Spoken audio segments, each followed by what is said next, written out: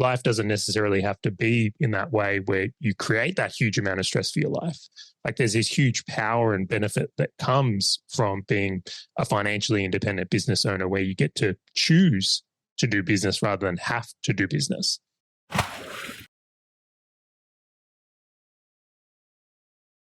James Schramko here. Welcome back to my podcast. This is episode 960. The Power of Becoming a Financially Independent Business Owner with my special guest, Charley Valher from fullstackbusinessowner.com. Hello, Charley. Hey, James. Thanks for having me on again. Aren't you getting momentum? Man, every time we publish an episode, I get so many responses and social media comment. It seems that you're hitting a nerve. You've started a thing in a spot that wasn't really occupied. Well done. Which I'm still shocked by, to be honest. Like, I can't believe there aren't more people out there trying to help business owners become financially independent or build their wealth in a way. And I think that maybe we're trendsetters. We'll probably see some more come out of the works. But nonetheless, it lights me up when I get a message from someone from the community or someone listening to the show and they're just like, hey, this really helped. So just as a hint, if you want to get in my good books, if you listen to this episode and you reach out and say, hey, Charley, I like this episode. Of course, if you did or it was helpful, I'd really appreciate that. There you go. I think you get a lot of people saying, hey, I heard you on Schramko's podcast. It was actually one of the indicators why I changed my name from the old Superfast business to James Schramko, because people just kept calling it Schramko's podcast. So it's funny when your clients are telling you what to call your own podcast, but that's part of the story. You're part of my podcasting journey, of course. You've always helped me a lot with the production values and you're still very strong in the audio visual space, but that has given you a great platform to be able to help the people you're helping in their journey. And what you are doing is, I think as an independent, you're doing what perhaps the government's tried to do. You know, they have things like in Australia, certainly, and in America, there are little sort of small business funds and materials you can go and find online, but it's all very governmenty and difficult. You're doing this independently. And every time I get an email from you, Charley, it's just common sense. It's good stuff. Like, you're sharing your mistakes. You're talking about, I think the one I read most recently was like, you've got to be able to know the numbers in your business. And if you don't, well, it's like living in a country where you don't speak the language. Such a great way of explaining how important that is. It just makes sense when you hear it like that. Yet people are out there blindly going about business and not knowing how to interpret their financials. So well done. Appreciate, especially means a lot coming from you, James. Like, you have I would say like a high skill on, like, that's one of my emails you're referencing there. So it's always nice when someone who understands what a good email is compliments an email, because I put so much effort into that one. Well, you know what? I think the really important point is I'm just so hard on emails. I just don't receive many emails at all, but I'm enjoying your emails. And on that topic of becoming financially independent, it's a journey, isn't it? We might be meeting people at the foothills of that journey. There may be people listening to this, and I suspect there are, who are already quite comfortably independent as a business owner. But as I am these days, I still love reflecting on how hard that is. It actually creates gratitude for me about the life I have now versus how it was. So it'd be good to hear a little bit about your journey down that path, Charley. Yeah, so I want to frame this one up before we get into the topic. I think about what it is to be a financially independent business owner, and I just want to put some definitions around it because people get often a little bit confused. So someone who's like basically like living week to week or even month to month, I look at that and saying they're not financially independent. That's actually probably not a way I would want to be living personally. We've then got this like middle category of people, which are what I would call financially comfortable. Now, these are people that maybe have some good buffers, maybe you've got a few investments, but in reality, they still need and require to do more work and do business to keep the machine going. And then you've got this third category, which is what I would say, well, I'm just going to say it, I will give people this advice and say, it's something to be aiming for. It's really important, is financially independent. And that would mean that you don't have to work or run a business at all ever. Your assets and investments will look after you for the rest of your life. Now, I'm very fortunate that I am actually financially independent. Like, I don't have to do business at all ever again. If I don't want to, I don't have to work. Like, I get to choose to do it. And it's a really special place to be. Now, in the last week or so, I've had some very, very interesting encounters with people that are in that first category. And it just brought on an immense amount of gratitude for the journey. So I'll just mention this right here is I have a friend and he's got a business where he's got one big client and that big client is making threats of leaving. And it is like pushed him into a world of stress. Like he is like, every time we have any encounters, whether it's on Messenger or on phone, he just keeps talking about it. And keep talking about it and like starts talking faster. He starts going like this. And he's like, what about this? And I'm like, whoa, like I can feel the stress coming off him. And then a second one is I've got a friend who's just like bought a house that is way too big for him. And I mean, in financial terms, where he's actually bought this house and I think it's probably worth $2 or $3 million. But he doesn't necessarily have a business that can support that type of mortgage. And across the world right now, interest rates are going up. And for him, his mentality is that he's going to grind his face off and go into full hustle mode just to look after this mortgage. And I feel like he's missing out on some really important things like his kids. He's working extreme hours to make that so. So on the back of those two encounters, I looked at this and said, well, I'm not doing that anymore. Like I'm not playing in those worlds. And I was once upon a time. So when I suggested this topic for the podcast, I really wanted to bring it up so that we could put it to the awareness of like all the business owners out there about like life doesn't necessarily have to be in that way where you create that huge amount of stress for your life. Like there's this huge power and benefit that comes from being a financially independent business owner where you get to choose to do business rather than have to do business. And like, I know many people out there may even say, well, if you're financially independent, why don't you just retire or something, right? And I'm sure for many business owners, the goal for them is to get financially independent and retire. But I think for most, like, it's kind of in our DNA. I don't think I'll ever stop doing business. Like I love it and I love the game, but it is so much more enjoyable and so much more fun when you can operate from this place rather than out of like necessity and urgency. Yeah, some few interesting points you've raised there, Charlie, and I feel for your friend. It's like the Death Star's looming over the horizon, and you're thinking, "Oh, they're coming to get me." There's one word that came to mind through what you're talking about there. For me, it's a prime filter, and it's something that was impressed upon me by a mentor in the past, and that's that word compromise.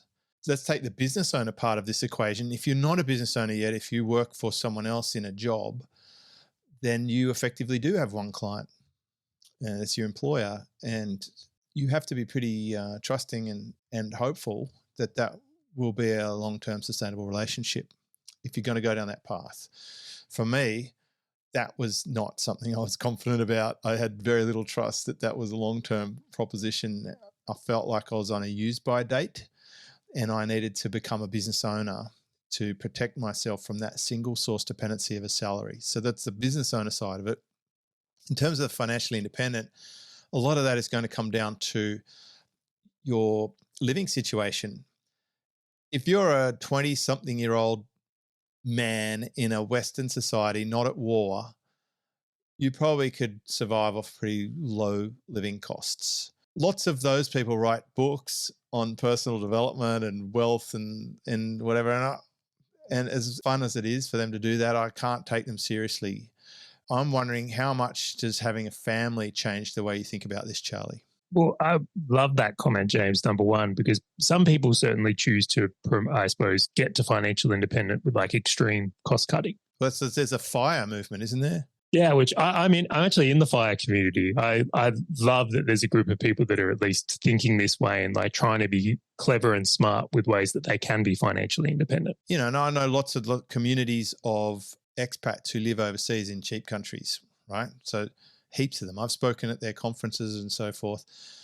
I just came back from a country where there's expats living in a community where it's much cheaper to go. Like I think 6 of us went out to dinner. It was like $70 for the best food you could have in Thailand. However, for me, that's too much of a compromise. And so this is why I say I think the living standard that you want to have is going to dictate a few factors. It could be how soon you could be financially independent is like the macro one, but there are little subtleties in there. For me, it forced a much more successful business out of me than if I was living in a cheap place where I think some people, because they're paying low rent and they're paying a little amount for food, they actually lower their ability to create income to match their cost of living rather than speed up their financial independence or have the option to live in somewhere like I live or that you live. That's just not going to be an option for those people. You nailed it, right? This is the best part about being a business owner is if you're in a fixed income in a job, is like really your options are cost cutting or maybe promotion or side jobs and things like that. But as a business owner, this is the specialty. It's limited, isn't it? Yeah, we have less options when you're employed. I'm not going to say no options, but fewer. As a business owner, like even if you are working the same hours, you can apply leverage through hiring people and tools and software and creating assets in a completely different way that an employed person cannot. So for myself is like, I'm not going through any severe like cost cutting where it's like, oh, I'm doing that. Like I have my nice Lululemon clothing on. Credit to you on that one, James. I'm decked out in Lululemon after your recommendation. But it's like, they're the things I don't want to go without. And like we eat well, live in a nice area. And that's possible in my life because I have a great business that's been able to facilitate it. So it's different worlds, right? It's very, very different worlds. And it wasn't always like that for you. Like me, you did go through that phase of grinding and feeling pressure to earn, especially as you're raising a family.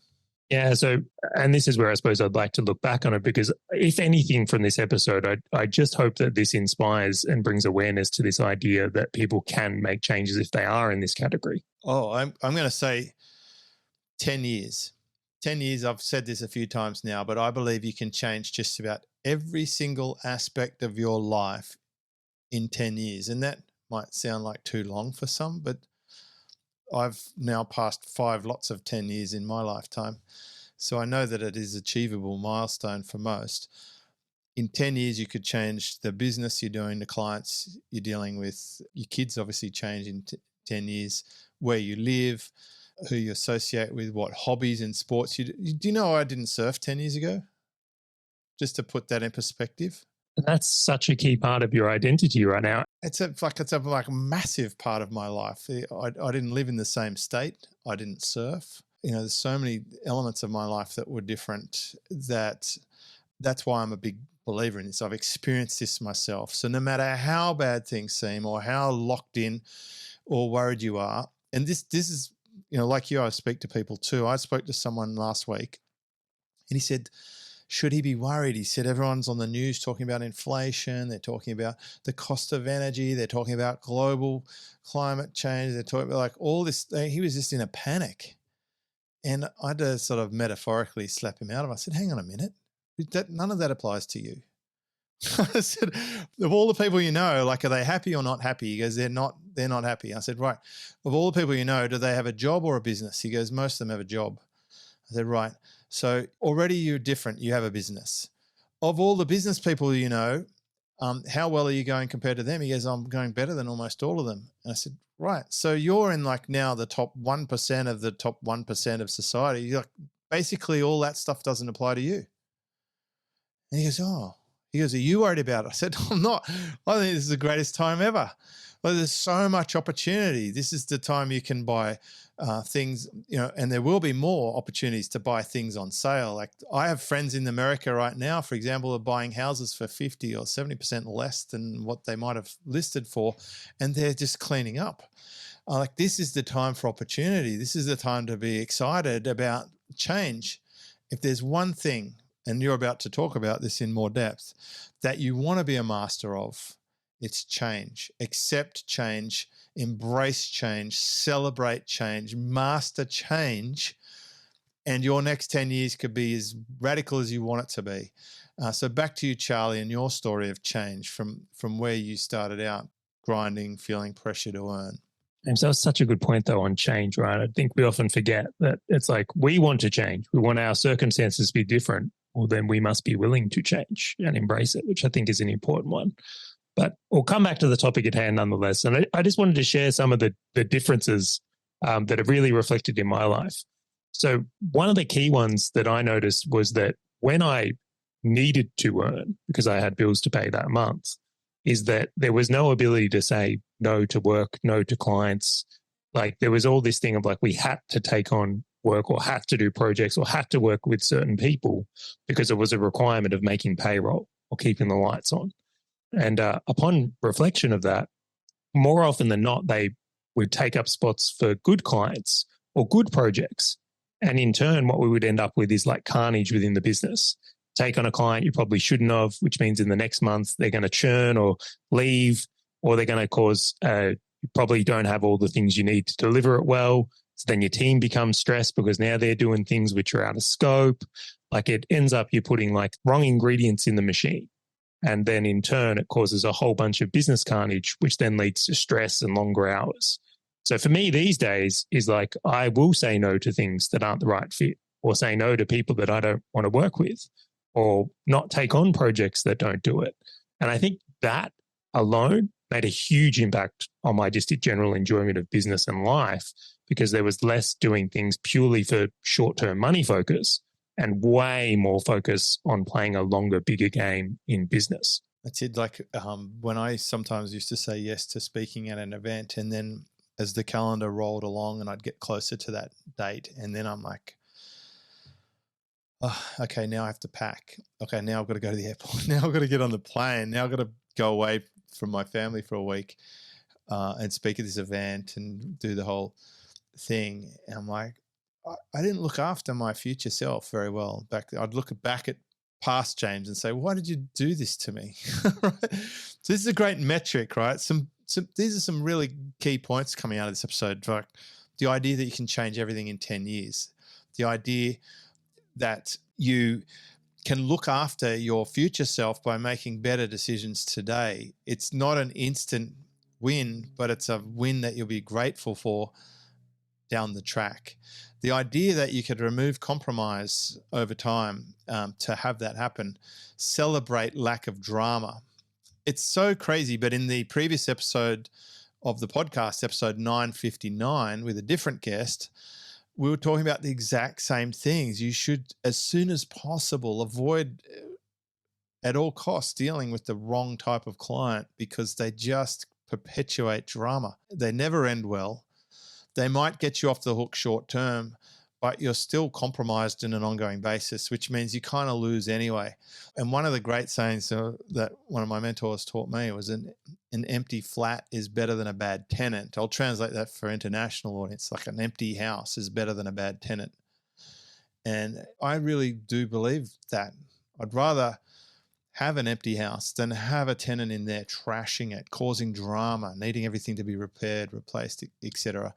Even if it costs me a little bit in lost rental income, it's saved me a lot in drama and life energy. So get to that position where you have the choice to say no, and life is going to be so much easier for you. I'm convinced that financial position is like one of these things that like is the absolute root cause of a lot of terrible decision making when it comes to business or taking on tenants in your example.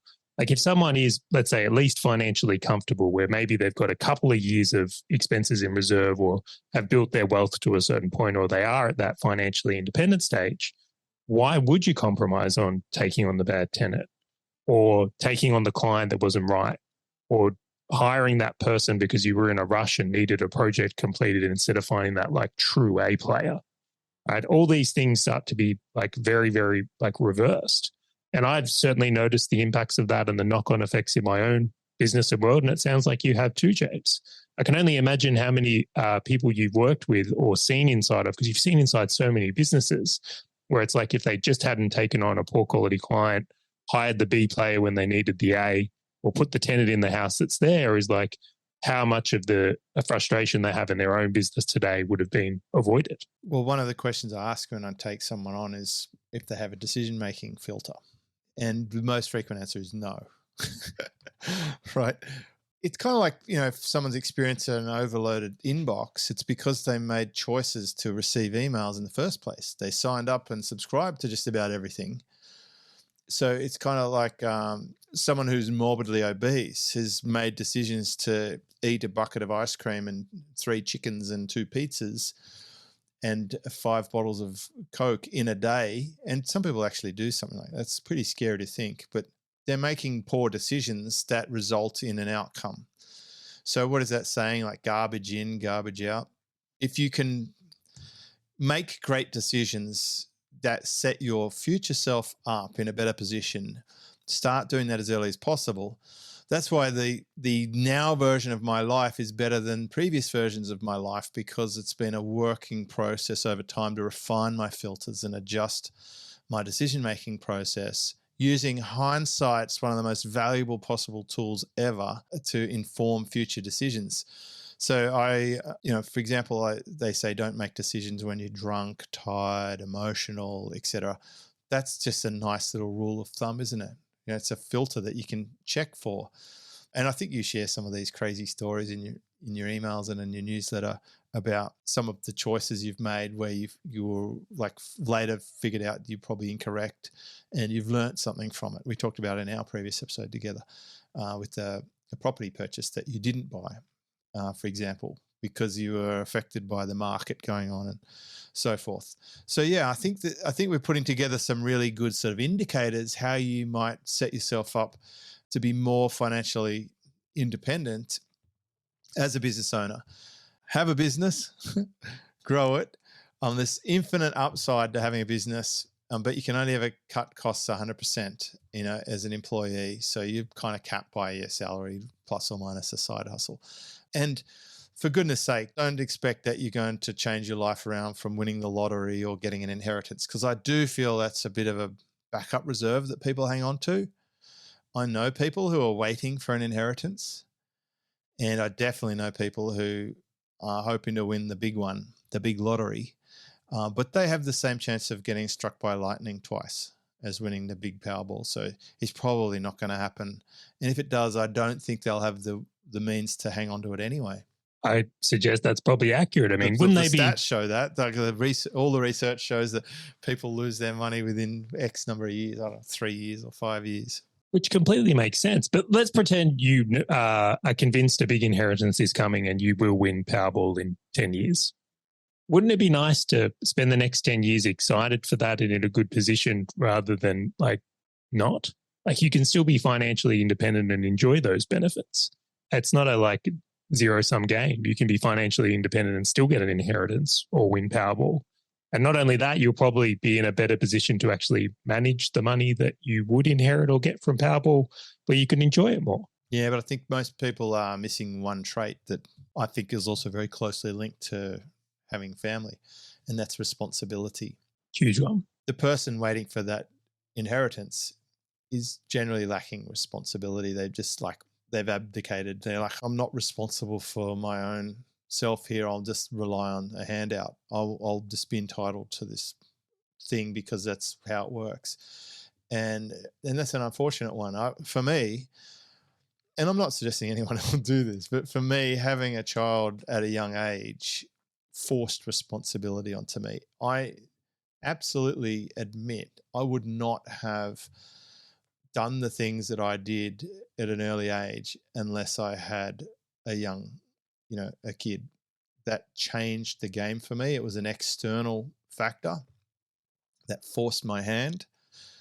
There were times in my first sales job, I worked more than a month straight without a day off. I lost 13 kilograms, I think, in the first month or two from just running up and down the driveway and going up and down the street in the heat, shuffling cars around. They gave me all the shitty jobs. They basically treated me like an apprentice. I suspect you're quite familiar with how that might work.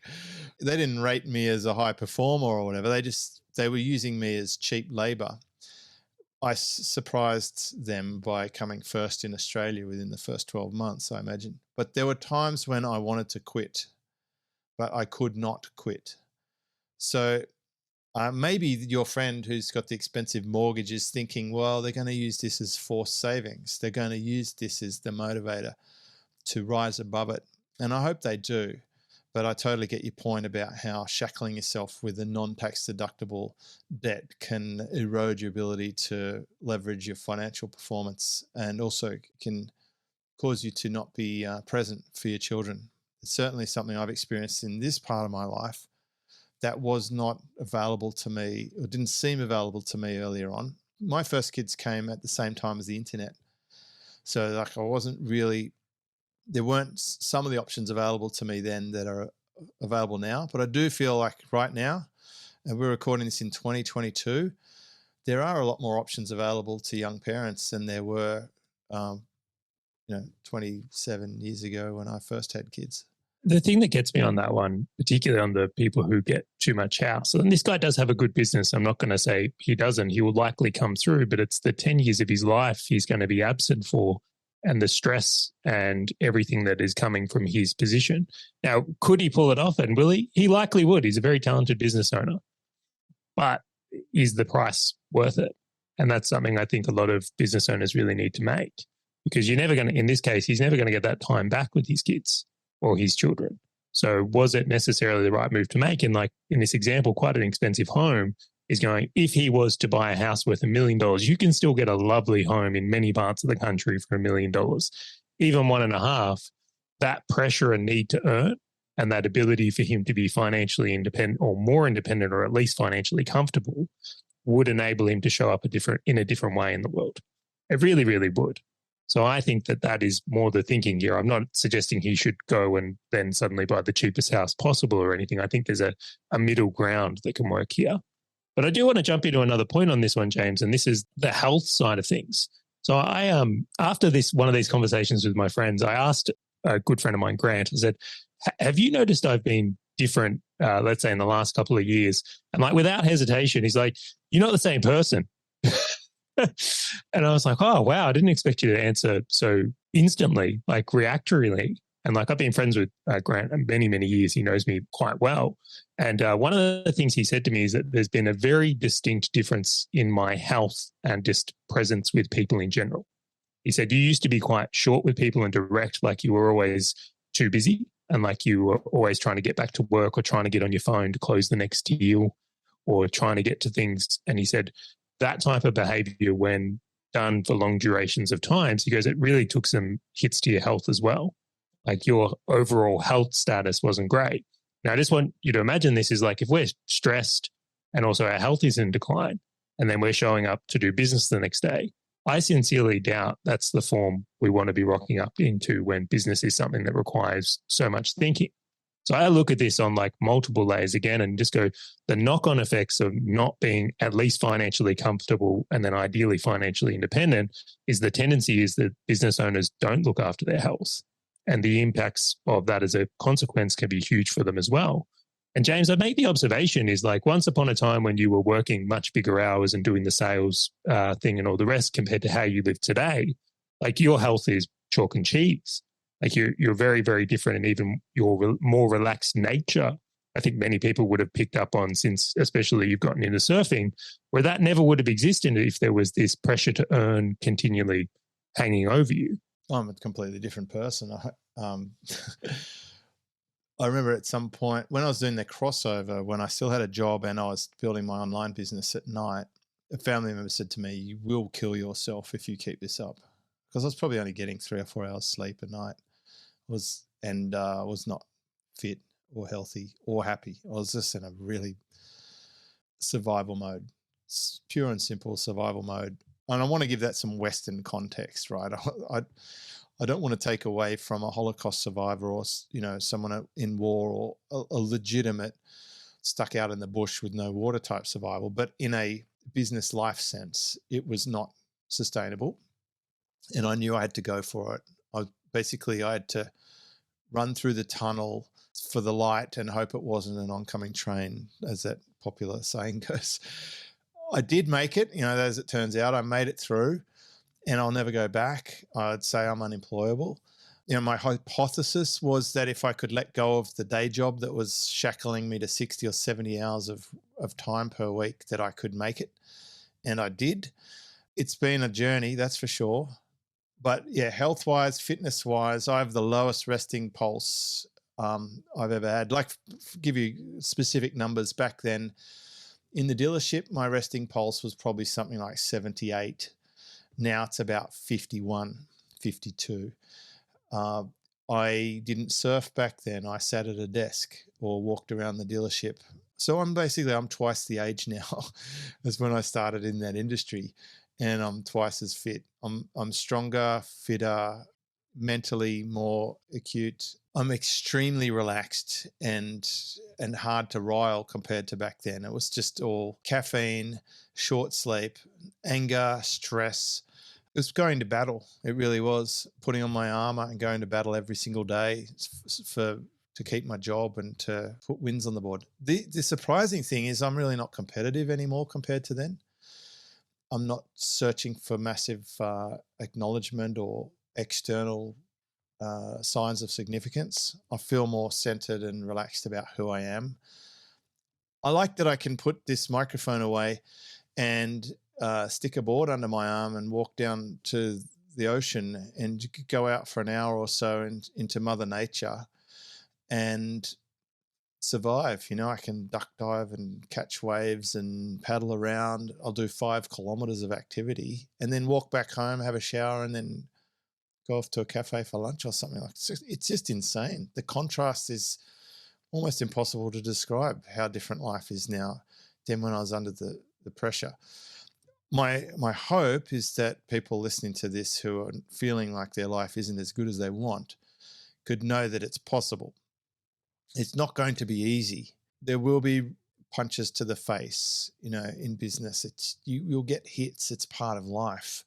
But that's what I've learned from the ocean, the resilience. When I got detonated yesterday, I paddled under a wave. The waves were about head high, just for reference. I paddled under a wave and the wave crashed down on top of me and it knocked my board out. It pushed me right down. It held me down. And it was basically just like getting tackled by 6 people at once. Is that like the washing machine? You get tumbled as well? Tumbled upside down. You can't see the surface. It's not coming for a while. And in that situation, you can either panic or you can rely back on sort of your training and say, okay, here we go. So that's how this is going to roll. And you wait. And it seems like forever, and it's probably like 5 seconds, but you wait. You imagine, like, if you're listening to this, if you just hold your breath right now,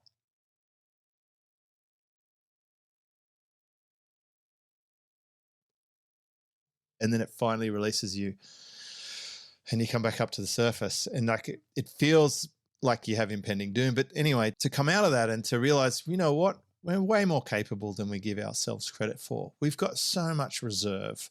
We can learn things.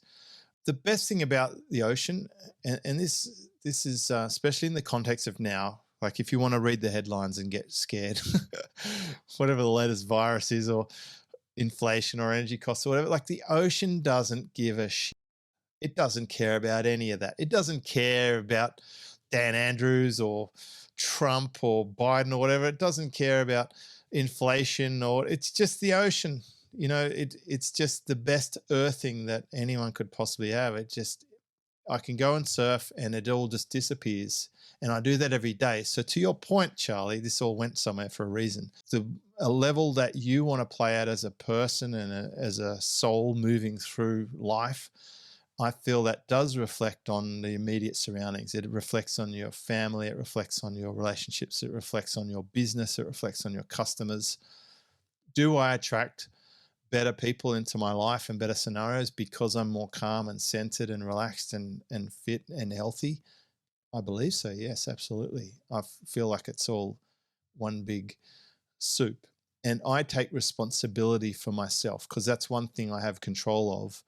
And I do take responsibility for how I move, what I eat, who I associate with, what I think, how I use media, etc. That's my responsibility. I make the choices the best way I can. And when I don't get it right, I learn from it and I input new data into my filter process. And by the way, for what it's worth, I do think you have also changed even in the short time that I've known you, Charlie. You're definitely in the groove, and I love to see that. It's awesome to see. That's what I'm trying to really pass on here is like, I think this is a worthy pursuit. Like you made such a great point earlier about like the time's going to pass anyway. Like the next 10 years, if you're someone at the very start of your journey, is going to happen whether you like it or not. Like that time will pass. The thing that would be frustrating if I was in that position is the 10 years passed and I didn't do anything about it. To then be starting the 10 years after the 10 years. Well, you're so entrenched now into the concept of compounding, and the magic of having assets exposed to growth, etc. So I can see how that would definitely prime lens for you. For me, I'm thinking I have a 3-year-old girl. In 10 years, she's going to be 13. For me, that's time I really want to maximize. I want to use that wisely, and I want to have good experiences. I want to give great foundations. Also, I feel like that time in her life is a very critical time to set her up for her life, more so than later on in the life. I feel like if you can get those 10 years in early, see, you're a young man, Charlie, relative. The success you've had for your age is significant, especially compared to me and a lot of the people I speak to. And I tend to go really well, actually, with men in their mid-20s through to mid-30s is a sweet spot where I've had a huge impact on people, because I think that's the time when you're really establishing yourself in the world as a man. And I'm just talking about man here just because I'm thinking of numerous examples of people. Now, I'm fine with women, and I coach lots of women. I've about let's call it a 60-40 split. So I'm not quite halfway, but I'm just thinking about the guys like Ezra Firestone in particular comes to mind. He's still a young man in his early 30s or mid 30s.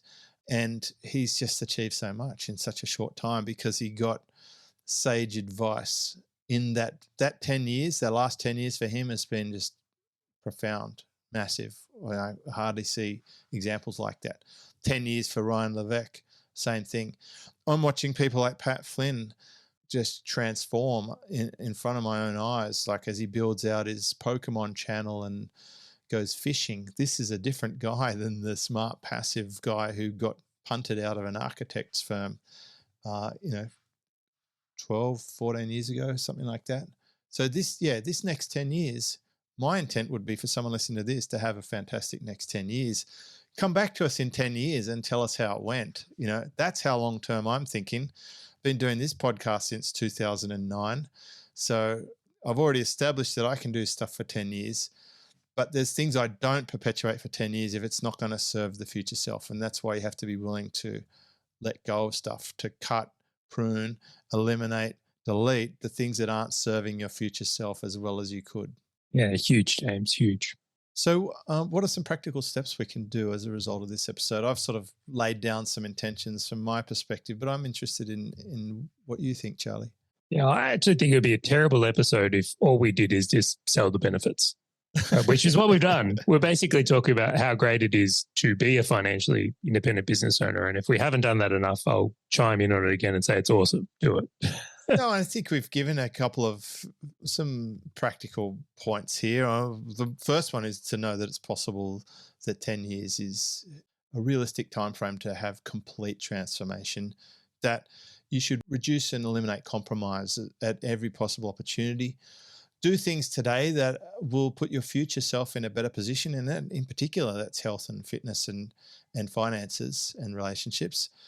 Make better decisions and improve your decision-making filters as you progress and get the benefit of hindsight on the ones you've already made, and take responsibility.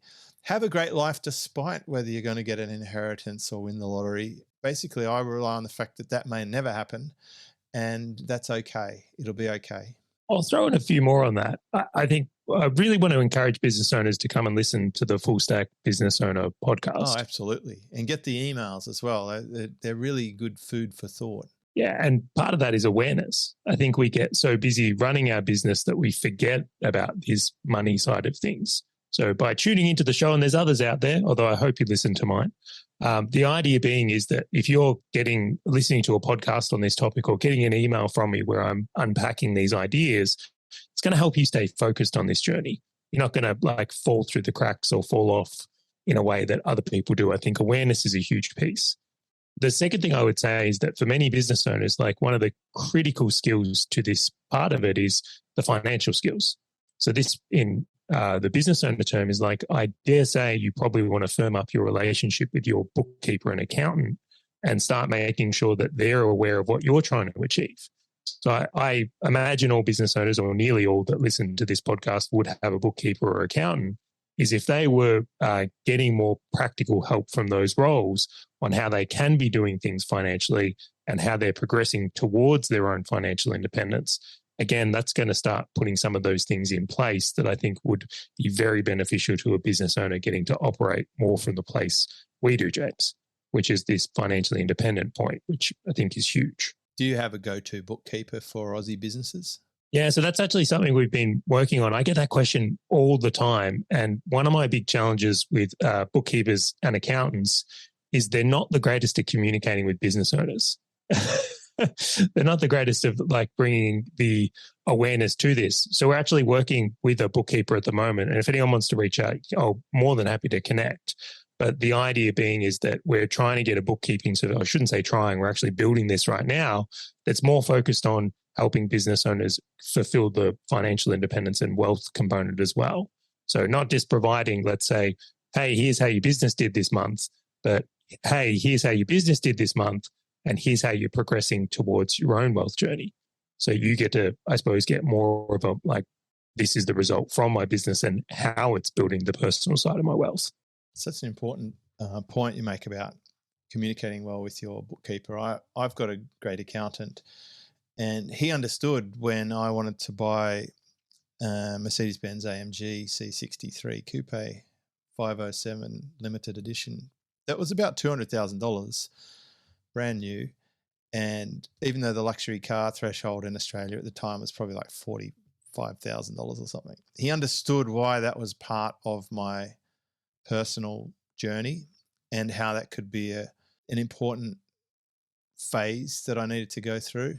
I really needed to close the chapter on my progression from being on the sales side of the desk to being the customer and tick that box off, which I did, and it was great. And I feel like your classical cardigan wearing, Toyota Camry driving accountant is going to have a lot of resistance to things like that, and that they're going to tell you off, oh, you shouldn't buy something like, blah, blah, blah. My accountant surfs, which is even better. So, he gets it. So I think that's good. And I'm glad you're building that resource. I'm sure you're communicating information about that in your full stack business owner community. I do like that your community you're building there, people share their journey and their wins and how they're implementing what you're teaching them. I think that's, community is obviously a huge part of this. And that's why I talk about who you surround yourself with. I think business owners in Australia who want to be financially independent would do well inside your community. Yeah, come have some fun with this. So you can find us on Facebook. It's Full Stack Business Owner Facebook group. If you search for Full Stack Business Owner, I'm sure it'll come up. And of course, I'll make sure to have links and stuff with the episode, James, if anyone does want to come and find these things. If you're there because of the podcast, tell Charley that so he gets some feedback, make sure that he gets some love. You heard him on the podcast, etc. Awesome, James. Well, should we wrap it up for this one? Well, I think so. This is episode 960. I've been chatting with Charley Valher from fullstackbusinessowner.com. We've been talking about the power of becoming a financially independent business owner. We've talked a lot about why it's a good idea to be in that position. I think we've given a few good breadcrumbs about how, certainly shared some personal reflections on Charley's journey, my own journey, a few sort of things that I've felt strongly about over the years. Leading by example, of course, I feel like Charley and I are in a good place, but that means that it's like the oxygen mask theory, right? We have our oxygen mask on. It's time to help others. And that's what Charley's doing over in his community. So always appreciate you coming on. If you have topic suggestions or you want to hear about something specifically from Charley, then let me know. Send me an email. Just reply to any of the emails that we send out. I do read the emails, and we'll make sure we ask Charley if he'd like to share information about that topic in a future episode. Thanks, Charley. Cheers, James. Thanks for having me on. This is James Schramko.